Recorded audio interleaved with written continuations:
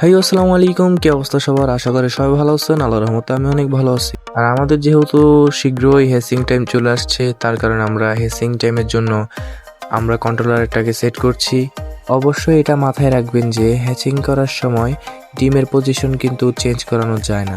আমাদের এই কন্ট্রোলারটি সেট করা হয়ে গিয়েছে। আর কিছুক্ষণ পরে আমাদের ইনকিউবেটরটি খুলে দেখি যে আলহামদুলিল্লাহ সর্বপ্রথম বাচ্চাটা বের হয়ে গিয়েছে। আমরা দেখতে পাচ্ছি যে ডিম থেকে কয়েল পাখি বের হওয়ার জন্য ঠোঁট দিয়ে ছিদ্র করে বের হওয়ার চেষ্টা করতেছে। আস্তে আস্তে সব কয়টা বের হয়ে যাবে ইনশাল্লাহ। আমরা যখন ইনকিউবেটরে ডিম বসিয়েছি তখন অনেক প্রায় 10টা 10:30 বেজে গিয়েছিল। তার কারণে এগুলা 10টা 9টার দিকে বের হওয়া শুরু হয়েছে। আলহামদুলিল্লাহ সারা রাতে 12টা 1টার দিকে অনেকগুলো বের হয়েছে।